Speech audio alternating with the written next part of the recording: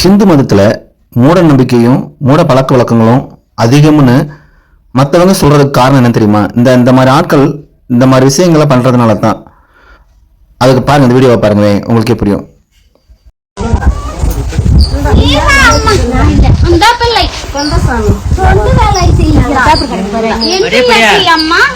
மடியேன்னு கேட்டாதான் தருவேன். நல்ல வை காட்டத்தான் ஆத்த தரிசனம் கொடுத்திருக்கேன். வரக்கூடாதுன்னா வரமாட்டேன். நீ தேடி தேடி ஓடனாலும் ஆத்தா கண்ணுக்கு தெரிய மாட்டேன். புரிஞ்சதா? நீயே ஓடி போனாலும் உன்னை ஓடி வந்து கை தூக்குவேன், மேல ஏற்றி விட. புரிஞ்சதா? வச்சுக்கோ அம்மா, நான் வந்து இருக்கேன் உன் வீட்டுக்கு. நீ கொண்டுட்டு போய் கட்டி பாரு, சொப்பனத்துல என்னெல்லாம் நடக்குதுன்னு மட்டும் பாரு. அதுக்கப்புறம் ஓதி விடி எல்லாருக்கும். இதுக்கு முன்னாடி என்ன நடந்தது, என்ன கொண்டு போய் வாசப்படியில நிறுத்திப்பார். அதுக்கப்புறம் என்ன நடக்குதுன்னு மட்டும் உனக்கு புரியும் சொப்பனத்துல. அதுக்கப்புறம் நீயே வருவ என்ன தேடி.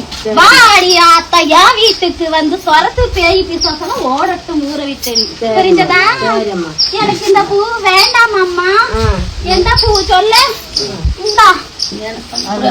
இது நான் உயிரை எடுத்ததுக்கு அப்புறம் போட அவளுக்கு மாலையா, அதெல்லாம் நான் வச்சுக்க மாட்டேன். பொண்ணுக்கும் வித்தியாசத்தை இப்படிதான் கொடுத்தேன். புரிஞ்சதா? ஆத்தாவுக்கு அந்த பூவெல்லாம் வேண்டாம், அதெல்லாம் உனக்கு தான். கடைசியில இப்ப உனக்கு குடுக்கல, நீ குடுத்ததுக்கு தான் புரிய வச்சேன். சரியா? தெரியாதுக்கு தான் ஆத்தா ஓதிக்கிட்டு இருக்கேன். கேட்டுக்கிட்டா புத்திசாலி, இல்லைன்னா அடிப்பேன். புடி. நான் வைக்கலாமா உனக்கு தரலை. நீ நல்லா இரும்மா, நோய் நொடி எல்லாம் ஓடுட்டு உனக்கு. அதுக்கப்புறம் என்ன நடக்குதுன்னு. இந்த வீடியோவின் நோக்கம் ஒருத்தர் ஆரியம் இழிப்படுத்துன்ற நோக்கம் கிடையாது. அதாவது நம்மளோட மூட நம்பிக்கையில சில பேர் வந்து அதை பயன்படுத்திக்கிறாங்க.